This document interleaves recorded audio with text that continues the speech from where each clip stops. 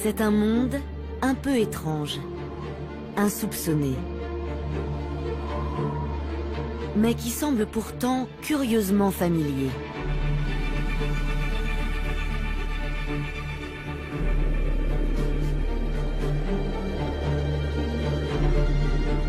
Sa surface rappelle les paysages de la Terre. Canyons spectaculaires, déserts arides, paysages colorés, falaises vertigineuses et jungles impénétrables.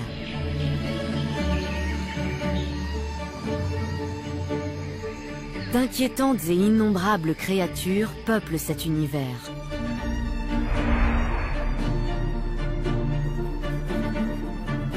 Des centaines, des milliers de petites bêtes.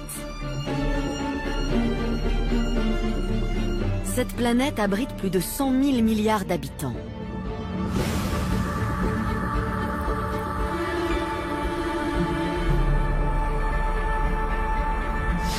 On pourrait penser qu'elle se trouve à des années-lumière de la Terre, perdue au fin fond de l'univers.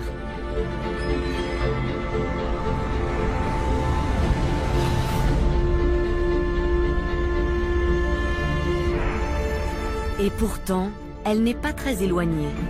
Elle est même toute proche.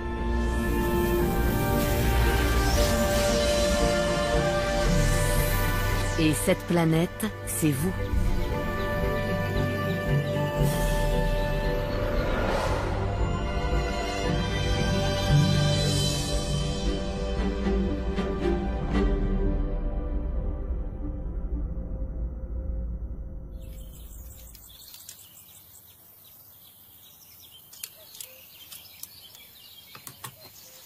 Nos yeux nous informent sur le monde qui nous entoure. Ils nous permettent de voir de quoi il est constitué.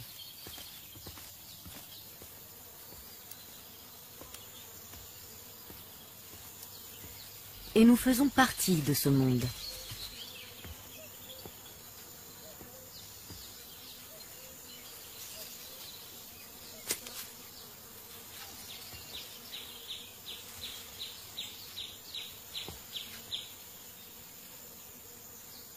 Nous nous voyons comme des personnes, des individus. Et si nous n'étions pas ce que nous pensons être?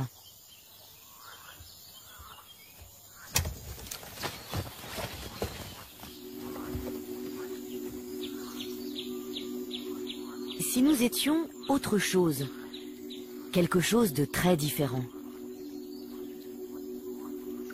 Car 90% des cellules de notre corps ne sont pas d'origine humaine.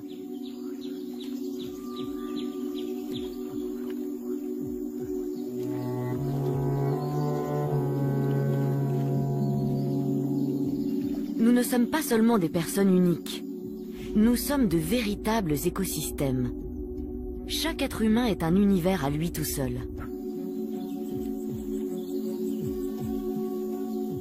Un habitat composé d'une multitude de niches écologiques.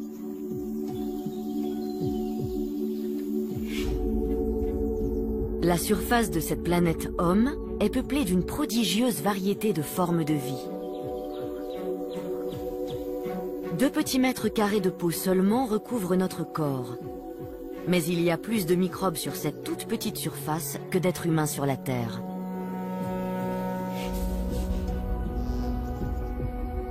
Notre peau accueille plus de 1000 espèces de bactéries différentes.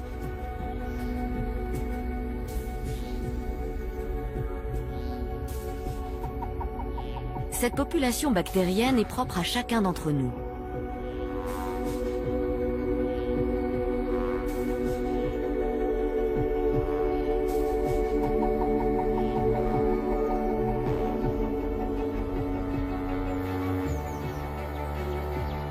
La génétique n'est pas la seule chose qui distingue les individus les uns des autres. En tant qu'écosystème, nous sommes uniques au monde.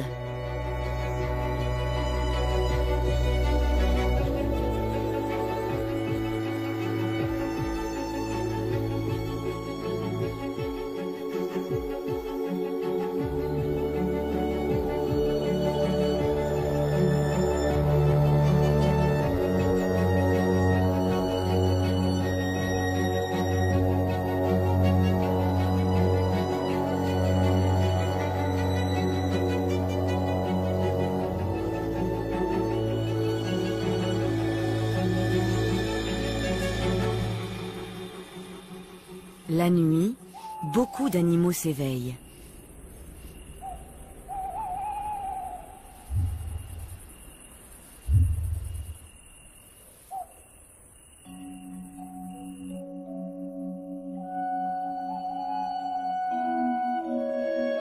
Les habitants de la planète Homme sont eux aussi très actifs dans l'obscurité.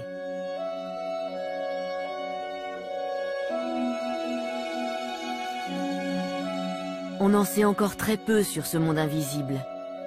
Les chercheurs ne cessent de découvrir de nouvelles espèces.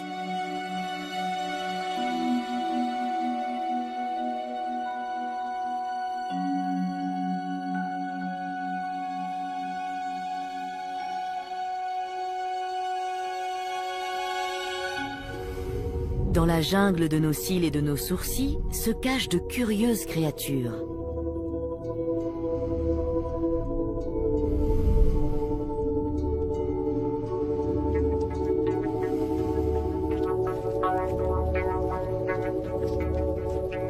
Les acariens d'Eumodex vivent sur les follicules pileux. Ils se nourrissent de sébum et de cellules de peau morte.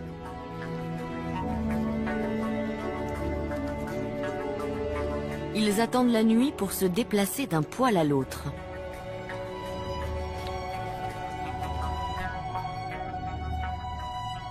Ils mesurent moins d'un demi-millimètre et sont difficilement visibles à l'œil nu. Ils vivent pourtant sur chacun de nous et leur nombre s'accroît avec l'âge. Généralement, ils sont totalement inoffensifs. Ce qui n'est pas le cas de tous nos habitants.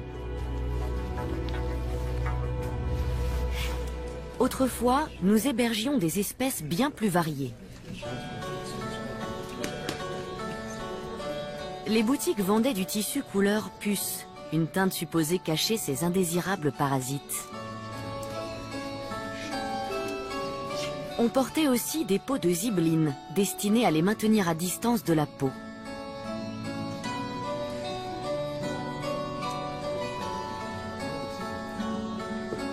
Certains arboraient même parfois d'élégants pièges à puces.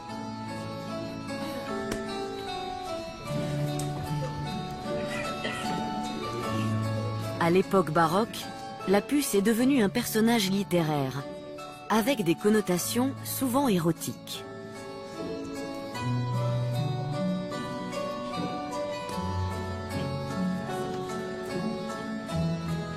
On raconte qu'au début du XVIIe siècle, un jeune galant français en aurait attrapé une sur sa bien-aimée. Il l'aurait enfermée dans un reliquaire qu'il portait autour de son cou. Chaque jour, il la nourrissait avec son propre sang. Les liens entre les deux amants en étaient ainsi renforcés.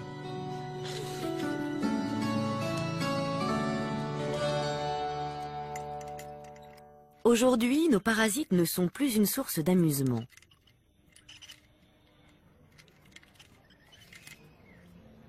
Sauf dans le dernier cirque de puces d'Europe.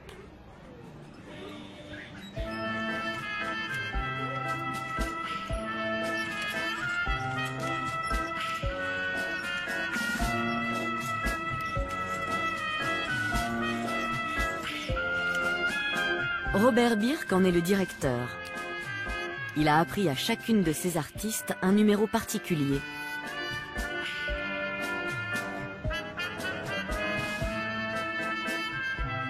Celle-ci maîtrise parfaitement l'art du jonglage. Et cette autre est une buteuse hors pair.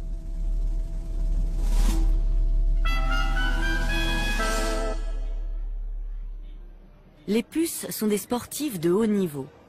Elles peuvent soulever 30 fois leur poids et sauter à 100 fois leur hauteur. Robert Birk prend soin de ces minuscules vedettes. Quand elles sont fatiguées, il les pose sur son bras pour qu'elles puissent se nourrir de son sang.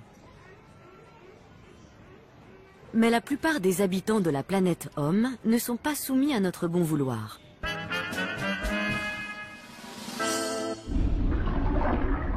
Et ce, pour une raison simple. Généralement, nous ignorons leur présence.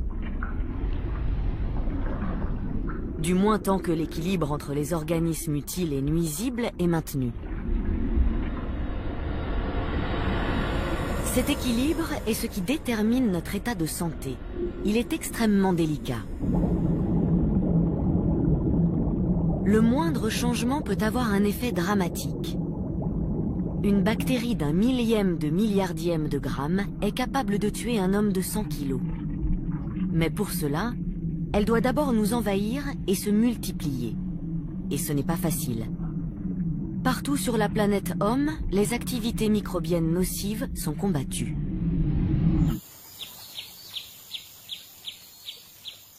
Les intrus affrontent un système de défense qui comporte plusieurs niveaux. Pour commencer, la peau est une barrière impénétrable pour beaucoup d'entre eux.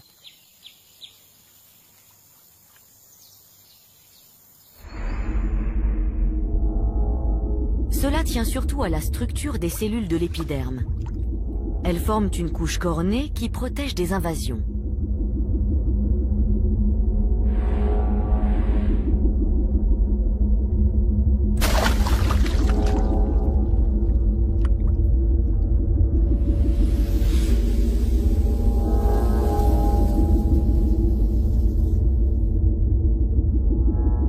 En plus de cette barrière physique, des substances chimiques produites par les glandes couvrent la peau d'une fine couche d'acide. Celle-ci empêche la plupart des indésirables de s'installer.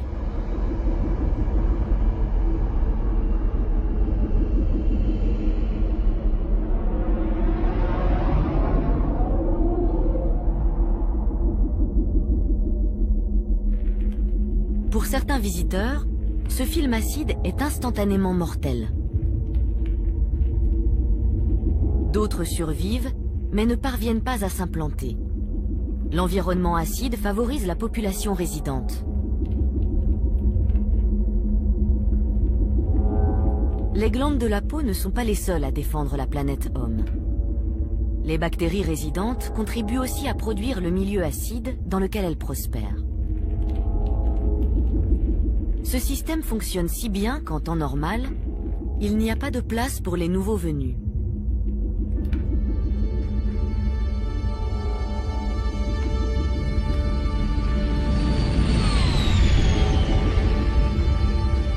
Le corps a une autre façon de s'assurer que les bactéries résidentes gardent le contrôle. Des particules de peau se détachent continuellement, emportant avec elles leurs millions d'occupants microbiens.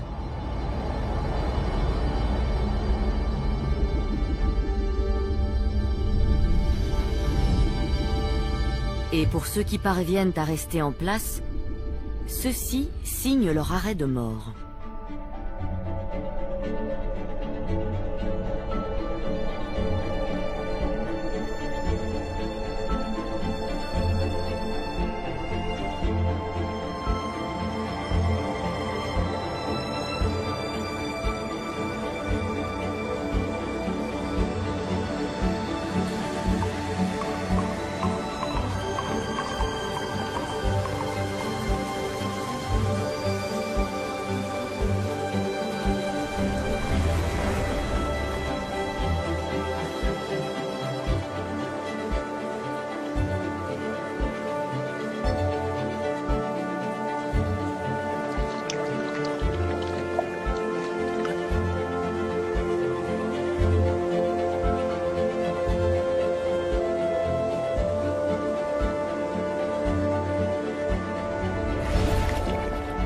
Le savon et le shampoing enrobent les particules de saleté et les bactéries. Elles sont alors détachées de la peau et emportées.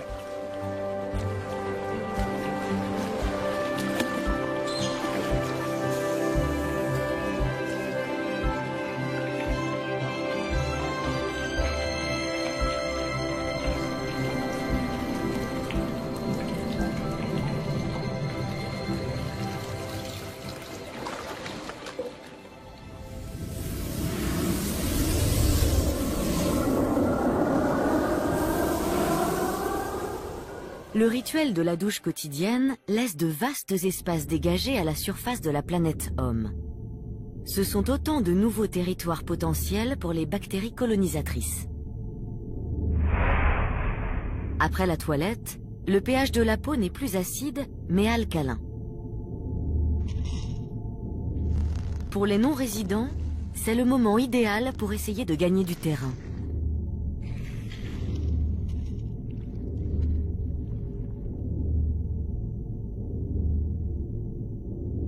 Mais ils n'y parviennent que si les bactéries résidentes mettent trop longtemps à recoloniser les espaces vacants. C'est un cercle vertueux. En se développant, ces bactéries créent l'environnement acide qui facilite leur épanouissement.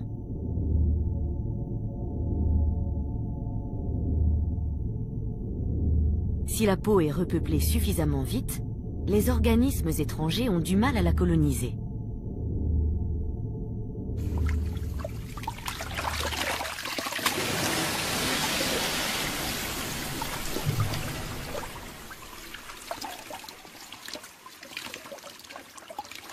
Pour rester en bonne santé, nous devons donc avoir sur notre peau la bonne proportion de certaines bactéries permanentes.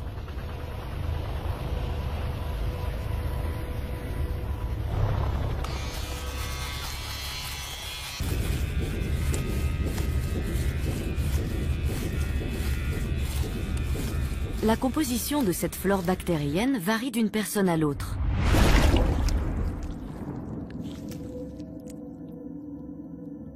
On a recensé environ 1000 espèces de microbes qui peuvent coloniser l'intérieur de la bouche humaine. Mais chacun de nous n'en héberge qu'une centaine dans sa bouche à un instant donné.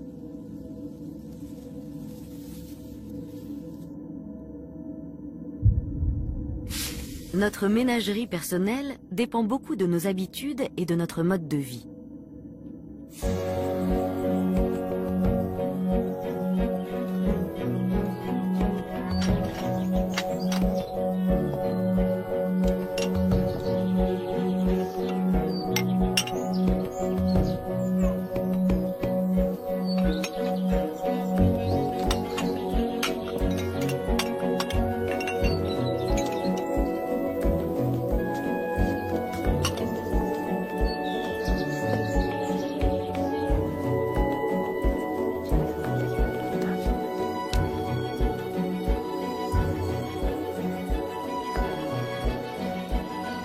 Parfois, la planète Homme ne peut pas attendre que ses habitants permanents se soient réorganisés.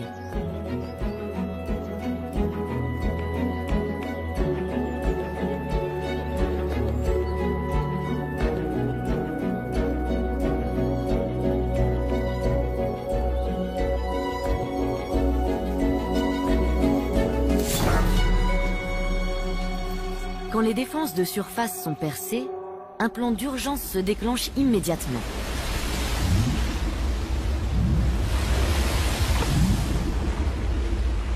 La rapidité est essentielle. Le corps est désormais exposé à des formes de vie capables de le détruire.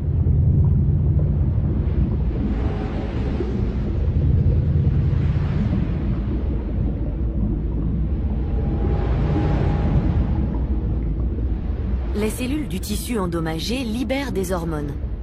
Celles-ci accroissent le flux sanguin et font augmenter la température locale. Cette chaleur stimule l'activité des globules blancs.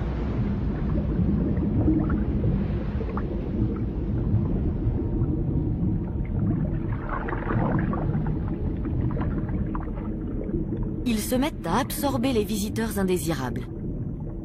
Il existe différents types de globules blancs pour répondre aux différents types d'agresseurs.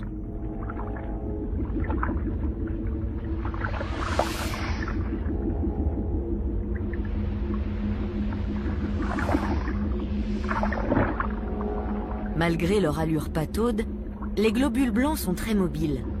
Et pour renforcer leur efficacité, ils possèdent des sortes de bras pour capturer les intrus.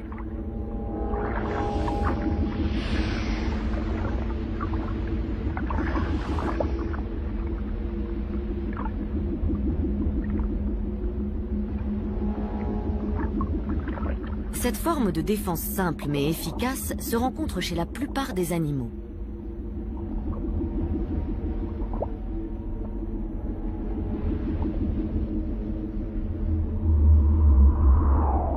Les globules blancs communiquent lorsqu'ils travaillent. Ils émettent en permanence des messages chimiques spécifiques pour appeler des renforts.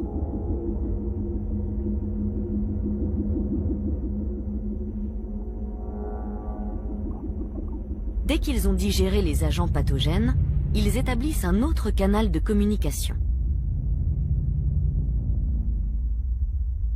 Selon la composition chimique des intrus qu'ils rencontrent, les globules blancs produisent à leur surface un profil moléculaire. Cela permet aux autres cellules du système immunitaire d'identifier les envahisseurs.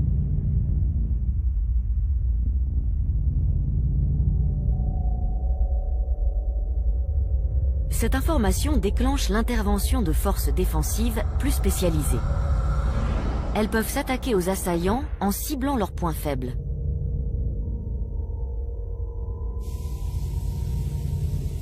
Il faut parfois des jours avant que cette défense sur mesure soit à son maximum d'efficacité. Mais si le système immunitaire a déjà rencontré un envahisseur par le passé, il réagit beaucoup plus vite.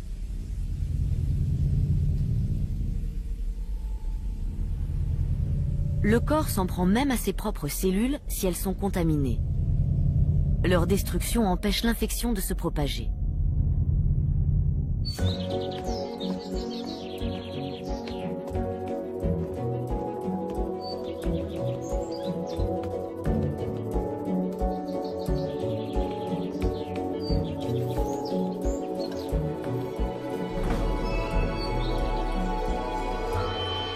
Mais que se passe-t-il à l'endroit où la peau a été percée? Pour commencer, le vaisseau sectionné se contracte pour réduire le flux sanguin. Autour de la blessure, des protéines réagissent avec les agents coagulants du sang.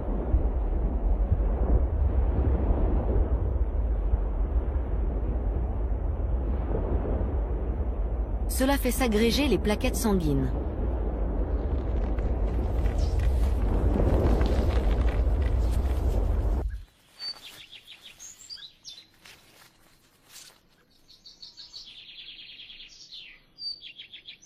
La plupart des petites coupures cessent de saigner en 1 à 3 minutes. Puis la coagulation proprement dite commence. Une réaction en chaîne complexe, où interviennent 17 protéines, forme un réseau serré de filaments de fibrine. Au bout de 6 à 10 minutes, la blessure est obstruée par un caillot sanguin.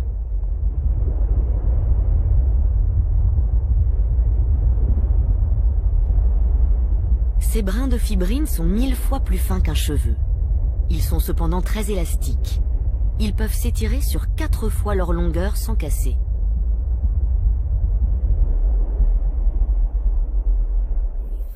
À l'extérieur, une croûte vient protéger la blessure.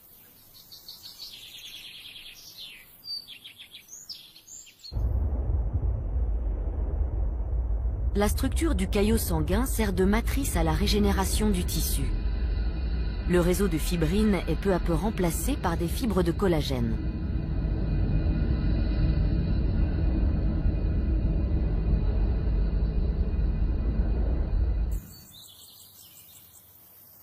Il faut 2 jours aux couches supérieures de la peau pour se reconstruire. Au cours des mois suivants, le tissu continue à se modifier, jusqu'à ce qu'il soit complètement réparé et que les tissus conjonctifs et les nerfs soient restaurés.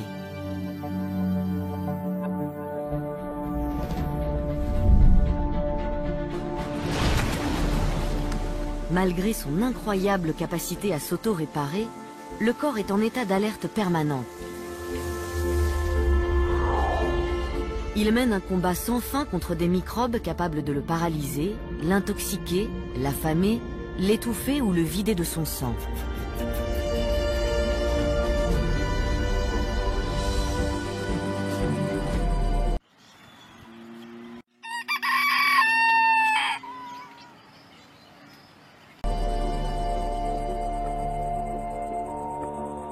Une guerre souvent insoupçonnée fait rage à l'intérieur de chacun de nous.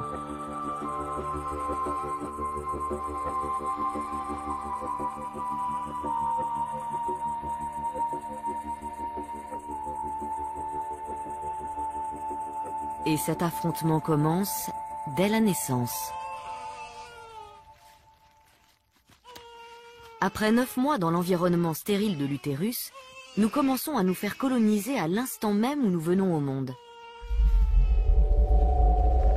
Et cette cohabitation avec des formes de vie étrangères dure toute notre vie. En traversant les voies génitales maternelles, puis lors des premiers contacts avec le monde extérieur, nous récoltons un premier lot de bactéries. Bizarrement, notre organisme les reçoit à bras ouverts. Pour les accueillir, nous supprimons la réponse immunitaire de nos cellules intestinales.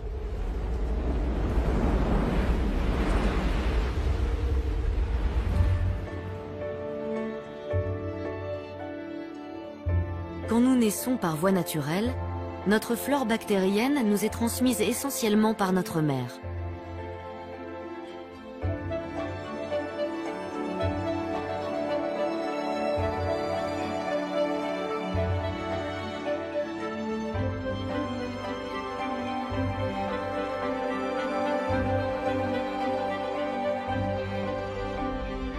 Seules quelques régions de la planète Homme doivent rester inhabitées. Le cerveau, la vessie et les poumons.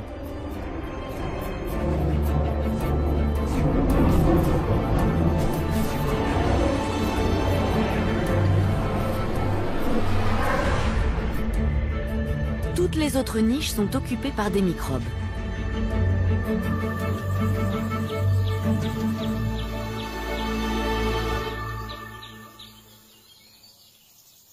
Mais pourquoi ces envahisseurs nous trouvent-ils autant à leur goût?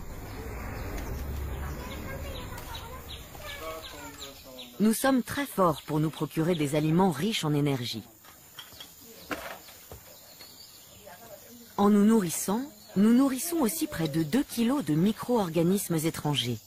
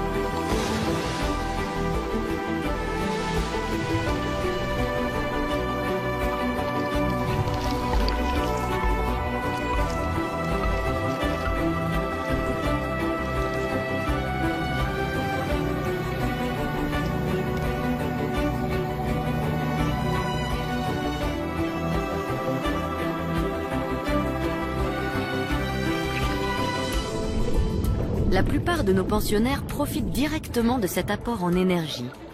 Ils prélèvent leur part à chaque étape de la digestion.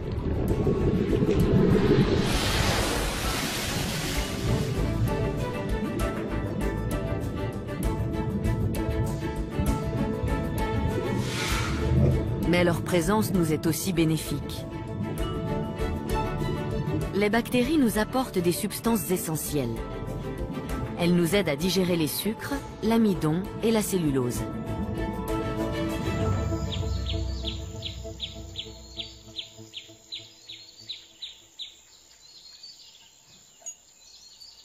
Les nombreuses opportunités que nous offrons attirent constamment de nouvelles formes de vie bactérienne.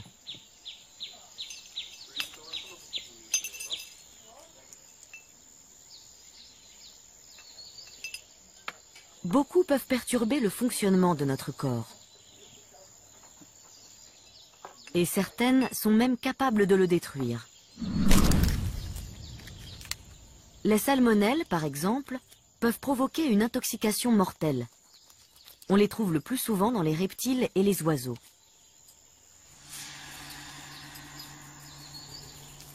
Elles peuvent passer dans notre tube digestif par le biais d'une coquille d'œuf.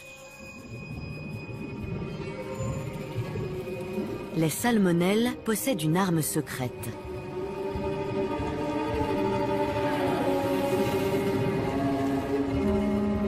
Des structures creuses en forme d'aiguille leur servent à percer la paroi de nos cellules.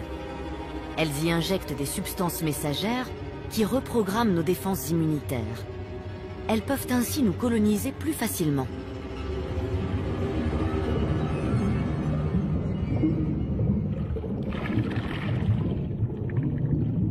Les envahisseurs nuisibles et les microbes utiles sont souvent de proches cousins.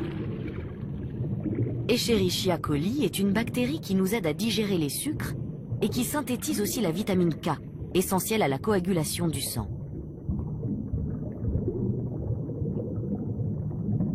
Mais certaines souches de cette bactérie produisent de puissantes toxines à l'origine de maladies mortelles. Heureusement, bien souvent l'invasion échoue pour une raison simple. Toutes les niches sont déjà occupées. Peu adaptables, les bactéries ne survivent pas longtemps s'il n'y a pas de place pour elles. Le corps humain se défend en occupant tout le terrain. C'est une forme de défense qu'on appelle résistance à la colonisation.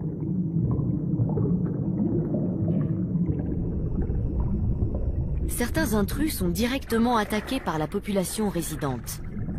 Les bactéries Helicobacter pylori vivent dans notre estomac. Elles ont mauvaise réputation car elles sont impliquées dans les cancers gastriques. Mais elles peuvent aussi nous être utiles.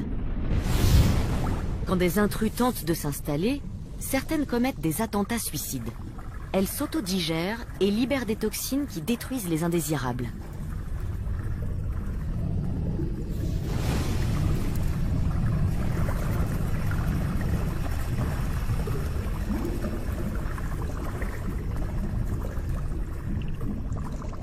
Ces bactéries hélicoïdales nous accompagnent depuis des milliers d'années.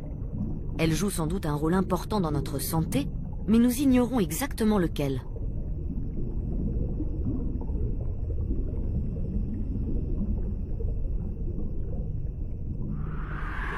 Nos minuscules locataires ne décident pas seulement de notre sort individuel. Certains ont marqué l'histoire. En 1812, lancé à la conquête de l'Europe, Napoléon a entamé la campagne de Russie.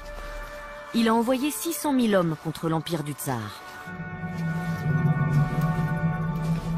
L'entreprise s'est soldée par un désastre humanitaire. Et les petits habitants de la planète Homme ont joué un rôle majeur dans cette défaite.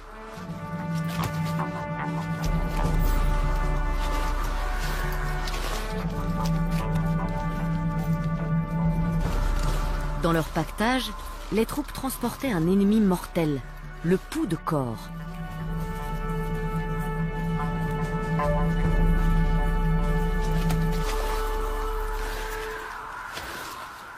C'est une des raisons pour laquelle beaucoup de soldats ne sont jamais revenus de Russie.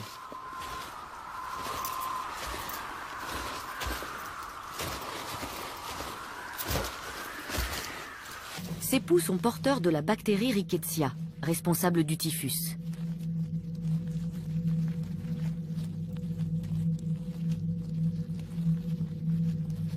Le terrible hiver russe a permis aux poux de trouver facilement de nouveaux hôtes.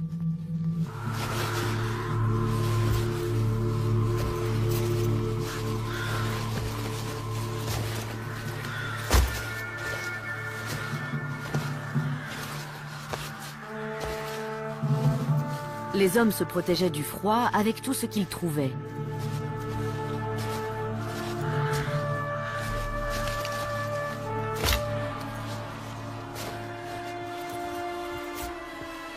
On a récemment découvert une fosse commune près de Vilnius, en Lituanie.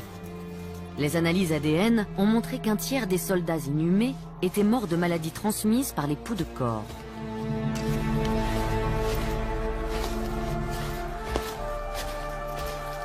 Sur les 600 000 hommes de la Grande Armée, moins d'un tiers sont rentrés chez eux.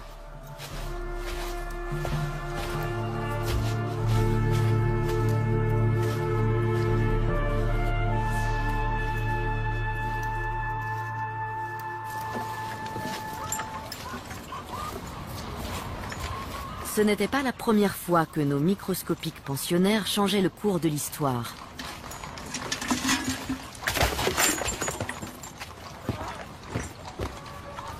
L'un d'eux a même bouleversé l'ordre social au Moyen Âge.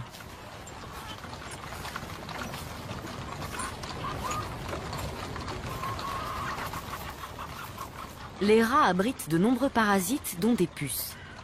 Celles-ci ne sont pas exigeantes sur le choix de leur hôte.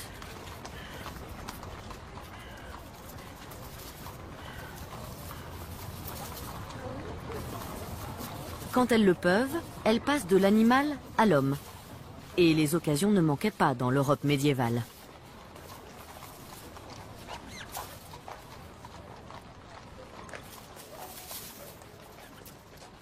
En piquant, les puces transmettaient une bactérie mortelle, Yersinia pestis.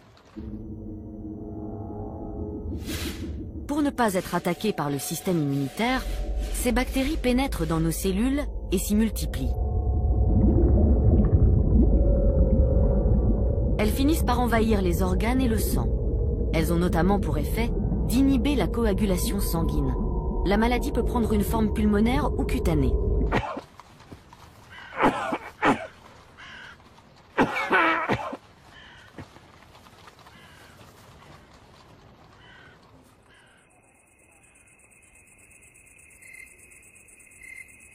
Le contact avec un malade conduit presque sûrement à la contamination et à la mort.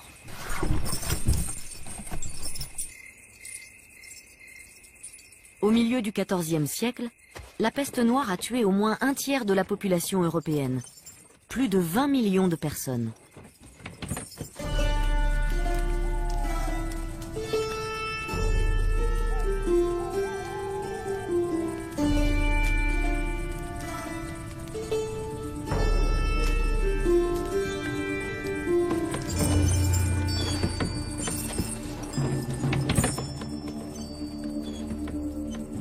Les conséquences de cette épidémie ont marqué la fin du Moyen Âge. Le dépeuplement de vastes régions a profondément transformé la structure de la société.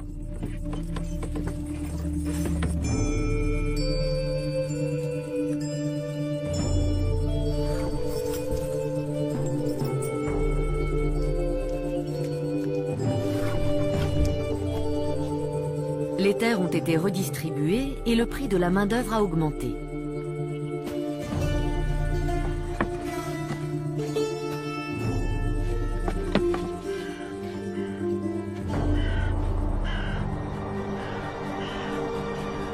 Même le monopole absolu de l'Église sur le savoir a été brisé à jamais.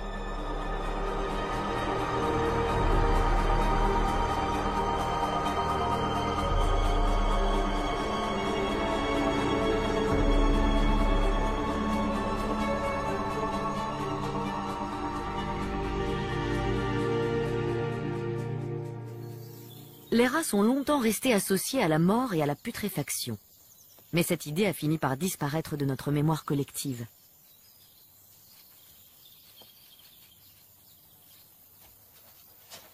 Aujourd'hui, nos envahisseurs les plus redoutables empruntent une autre voie.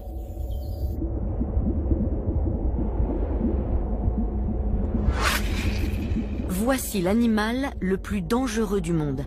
Il provoque la mort de plus d'1 million de personnes chaque année. La femelle du moustique Anophèle a besoin de sang pour nourrir ses œufs. Si sa victime précédente avait le paludisme, les parasites de cette maladie se trouvent désormais en elle.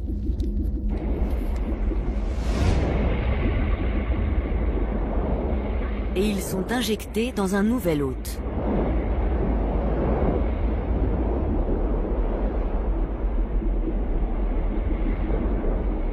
Ils se déplacent dans le sang jusqu'à trouver le bon endroit pour se multiplier.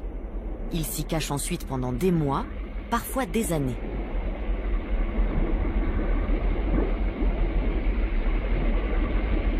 Les symptômes n'apparaissent que lorsque les parasites devenus matures pénètrent dans les globules rouges. Là, ils peuvent achever leur développement. À l'étape suivante de leur cycle de vie, ils font éclater les globules rouges infectés. Les toxines libérées provoquent les poussées de fièvre typiques de la maladie.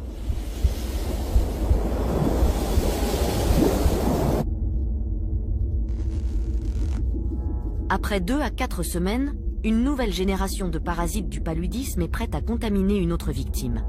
Et elle quitte la planète Homme pour retourner aux moustiques.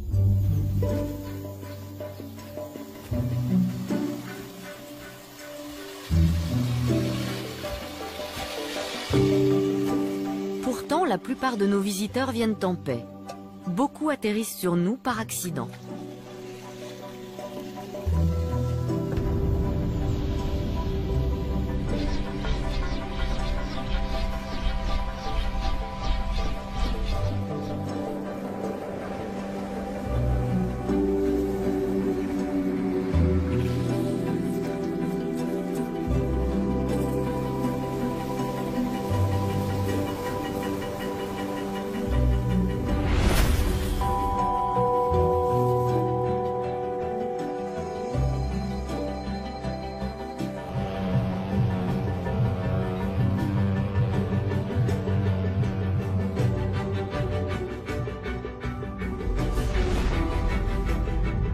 Vus de près, les pollens des plantes présentent des formes extraordinaires.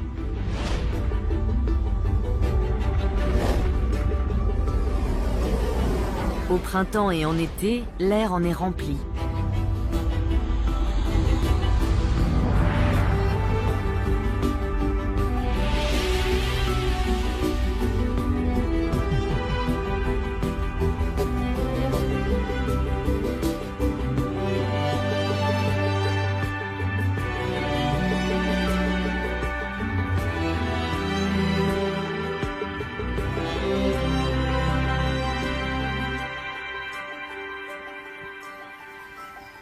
Les particules de pollen sont microscopiques, de 10 à 100 micromètres. Elles peuvent s'infiltrer partout. Les plantes les produisent en abondance afin de s'assurer que quelques-unes au moins atterriront à l'endroit souhaité.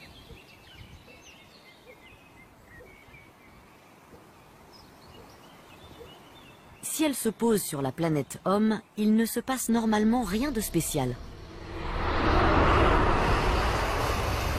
Le corps ne réagit en effet qu'à une menace potentielle. Les grains de pollen sont traités comme des poussières inoffensives. Le mucus qui tapisse nos narines les évacue.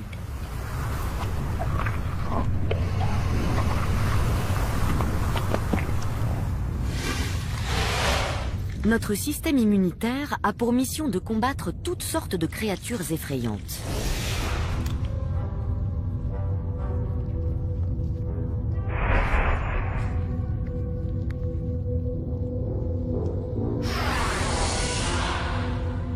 Sans ce mécanisme de défense, l'espèce humaine n'aurait jamais survécu.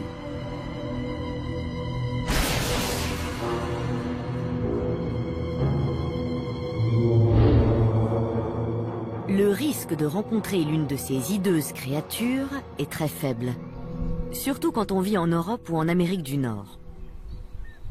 Mais notre corps est programmé pour affronter toute une variété d'intrus. Il lui arrive de réagir de façon excessive. Les grains de pollen sont alors traités comme des attaquants mortels.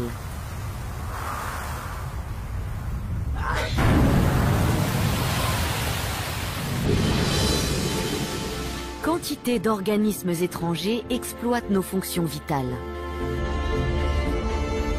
Certains sont permanents et partagent nos repas. Pour d'autres, l'univers humain n'est qu'une étape dans leur voyage. Quelques-uns nous rendent plus performants, d'autres peuvent nous tuer. La planète Homme est un système d'interaction complexe et infiniment changeante. Dans ce système, chacun peut être le parasite d'un autre. Nous abritons des nématodes, qui abritent des bactéries, qui abritent à leur tour des bactériophages. L'examen de cet écosystème microscopique fait apparaître un monde étrange et totalement nouveau. Ce bactériophage mesure 200 millionièmes de millimètre. On dirait un module lunaire plus qu'un être vivant.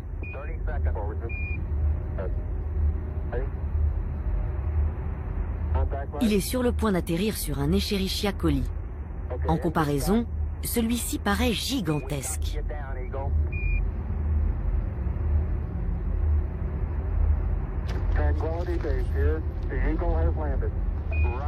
Le bactériophage injecte son ADN dans la bactérie et réussit le tour de force de la transformer en fabrique de bactériophages, afin de la détruire.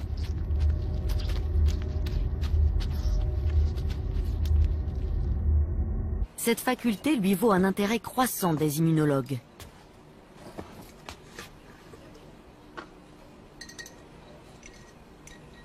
À l'heure où les bactéries sont de plus en plus résistantes aux antibiotiques, les bactériophages pourraient constituer une nouvelle arme contre les infections.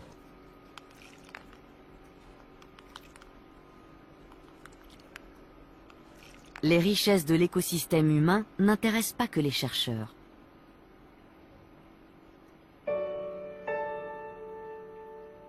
Elles stimulent aussi la créativité des artistes.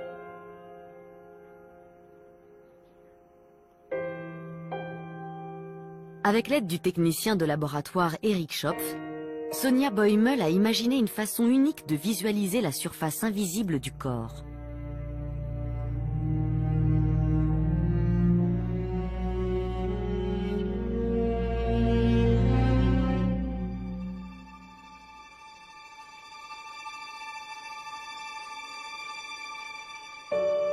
Elle se sert d'une boîte de pétri géante comme d'une toile, et les bactéries présentes sur sa peau font office de peinture.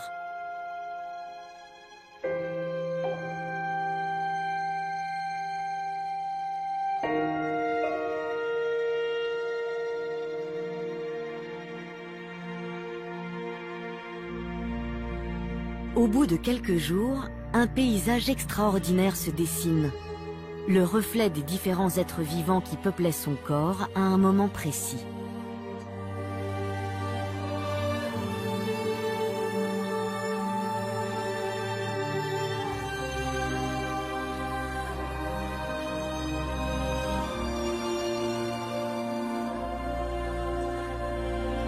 Si étrange que cela paraisse, c'est le symbole d'une nouvelle vision de nous-mêmes.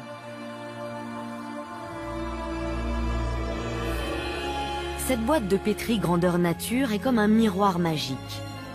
Elle révèle notre véritable identité biologique.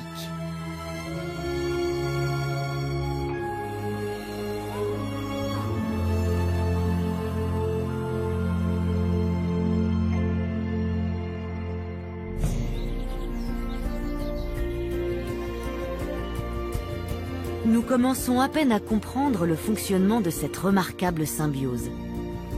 Chacun de nous est une mosaïque unique de formes de vie, toutes interconnectées de multiples façons.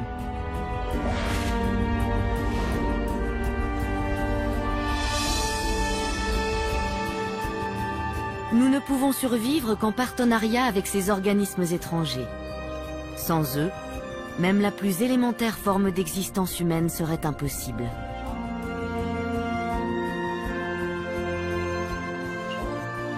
Il nous reste beaucoup à apprendre sur cette facette inconnue de nous-mêmes. Quand nous connaîtrons chaque habitant de la planète Homme, alors seulement nous saurons qui nous sommes vraiment.